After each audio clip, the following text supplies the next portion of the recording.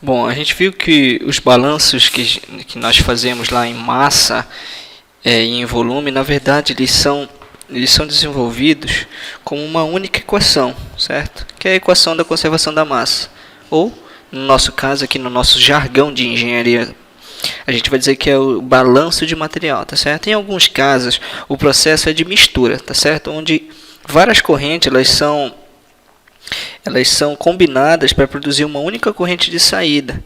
Em outros casos, o que acontece é que o fluxo, que é um único fluxo de entrada é dividido em vários fluxos de saída. Nessa aula, nós vamos ver como ocorrem os balanços com múltiplos materiais, tá certo? Mais especificamente, nós vamos ver um caso de mistura de correntes de uma vazão de múltiplos materiais, tá certo? Mas só para recordar aqui, vejamos que nós fizemos na última aula, nós presumimos duas hipóteses, lembrem lá. Então, essas duas hipóteses de regime permanente ou estacionário e da conservação da massa implicavam, certo? Implicavam que os fluxos de materiais, entradas e saídas, eram exatamente iguais, tá certo? Mas o que aconteceria, por exemplo, se nós largássemos mão dessas hipóteses, certo? Então, o que acontece é que o balanço de materiais também fecha, certo? Só que de uma forma diferente, certo? Nós devemos contabilizar agora as variações dos fluxos com o tempo e a produção e destruição da massa no sistema, ou na caixa preta, como nós dissemos, tá certo? Então, como é que seria a forma plena, certo, do balanço de materiais se nós não verificássemos essas duas hipóteses? Bom, a cara das equações seriam essa aqui, ó. Tá certo? Então, o fluxo, certo? O fluxo acumulado, digamos assim, no sistema, numa caixa preta, seria o quê? Seria esse x de t, certo? Que implica que essa vazão, que esse acúmulo varia com o tempo, deve balancear, ou seja, deve ser igual aos fluxos de entrada, certo? Os fluxos de entrada menos os fluxos de saída, mais os fluxos de produção do material, certo? Menos os fluxos de consumo ou destruição do material, tá certo? Então, o que nós vamos ver é que o que acontece é que, na maior parte dos casos, esse processo aqui pode ser considerado como zero, porque a maioria dos processos de engenharia eles ocorrem em regime permanente. Nós vamos ver em outras aulas futuras, na secção de reações e reatores, que nós não podemos mais considerar vários processos como regime permanente, de tal forma que em reações e reatores, o que acontece é que a maior parte do processo ocorre como uma função do tempo, mas por enquanto vamos ficar com essa definição.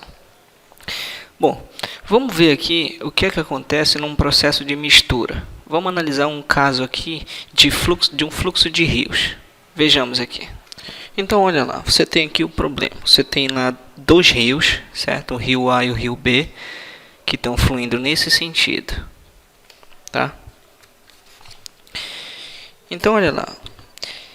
Esses dois rios, eles se encontram em determinada área, tá? Para formar um outro rio, um terceiro rio C, certo? Esse terceiro rio C. Esse rio aqui que corre para o sul, tá?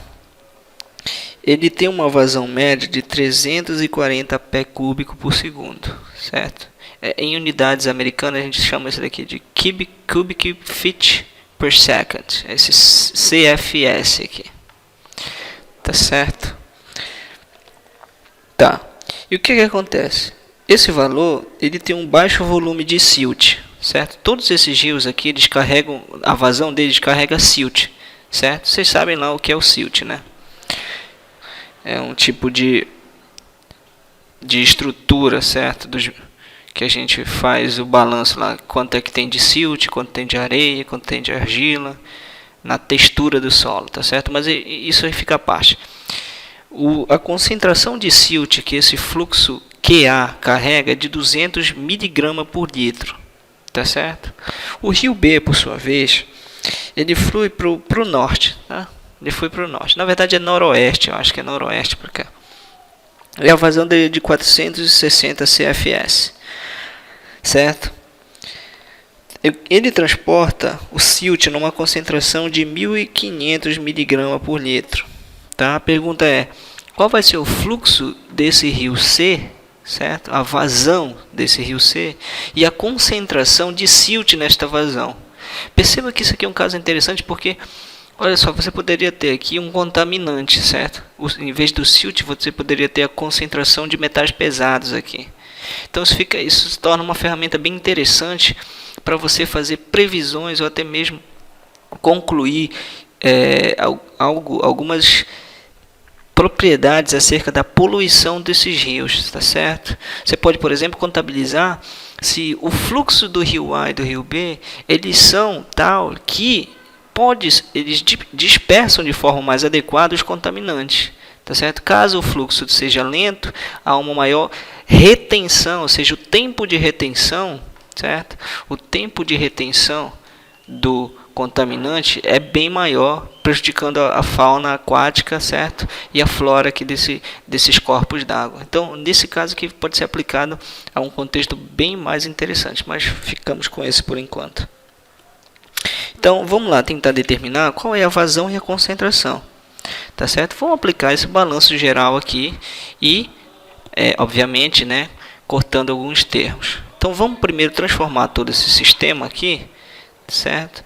Numa caixa preta ou um sistema volume de controle, como você quiser chamar. Eu prefiro chamar de caixa preta porque é nesse esquema que a gente vai se entender melhor aqui nesse contexto da engenharia ambiental. Então vamos transformar isso aqui num sistema de caixa preta.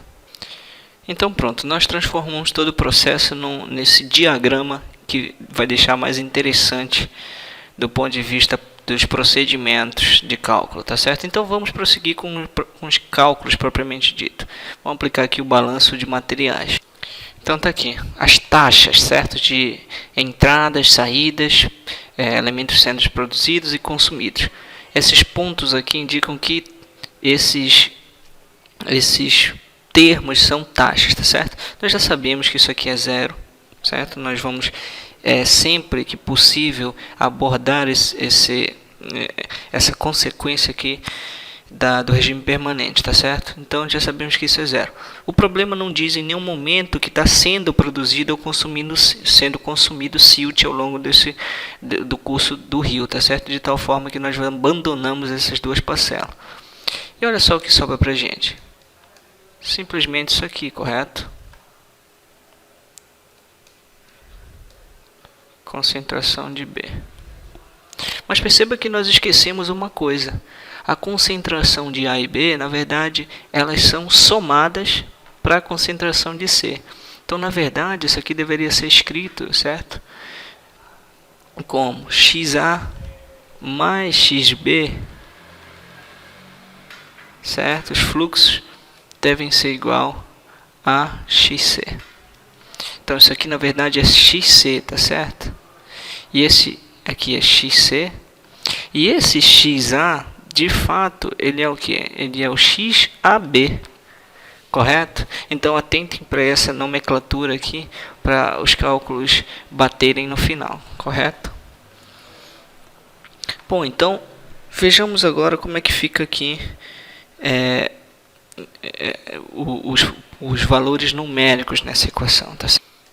Bom, fazendo esse cálculo simples, nós encontramos a vazão do rio C de 800 pé cúbico por segundo, tá certo?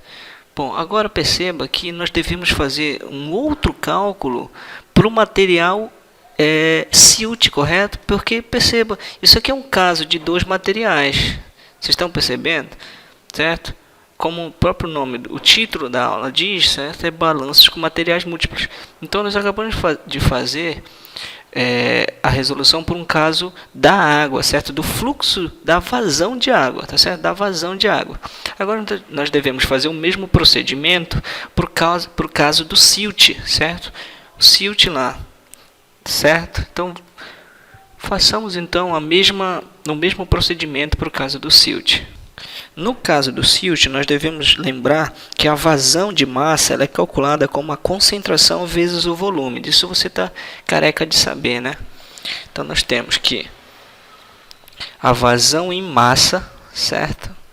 É igual a concentração vezes a vazão em volume. Tá certo? Isso aqui tem que dar para a gente miligramas por segundo. Bom, muito bem. Façamos agora algumas correções nos valores das vazões em massa. Então, muito bem. Então, eu só transformei aqui as vazões, certo, que estavam em pé cúbico por segundo para litros por segundo, para a gente deixar as unidades no mesmo sistema, para os cálculos serem mais fáceis, tá certo? Então, a vazão A em litros por segundo e a vazão B em litros por segundo. Tá. Eu calculei aqui a vazão em massa, tá certo, do rio A, ou seja, levei em consideração agora a concentração de silt, certo? A vazão vezes a concentração vai dar a vazão em massa, tá certo? A vazão em massa do rio A vai dar o que? 2406930 miligramas por segundo, certo? Nós estamos considerando o silt. E a mesma coisa para a vazão do rio B, certo? Tudo em miligramas por segundo, por causa das unidades se cancelam aqui. Muito bem. O balanço de material para o silt vai ficar o quê? O acúmulo de silt vai ser o silt de entrada, certo? A taxa de concentração do silt de entrada, ou seja, é a soma, certo, de A e B menos o que sai, mais o produzido, menos o consumido. Esses dois termos nós já sabemos que é zero pelas considerações do problema. Bom, como a gente sabe que a concentração, como eu falei lá em cima, é o produto, que a verdade é que a vazão em massa é o produto da concentração vezes a vazão em volume, isso aqui pode ser simplesmente rearranjado dessa forma. A concentração de silt no rio C vezes a vazão em fluxo em volume do rio C vai ser igual a concentração de silt no rio A vezes o fluxo em volume do rio A, e assim também para o rio B. Tá, como nós estamos interessados em conhecer a concentração de silt no rio C, certo? Nós só resolvemos essa equação aqui. As unidades vão dar o que? Miligrama por litro. Fazendo essa conta, nós vamos encontrar que a concentração de silt no rio C vai ser de aproximadamente 970 miligramas por litro. Tá certo?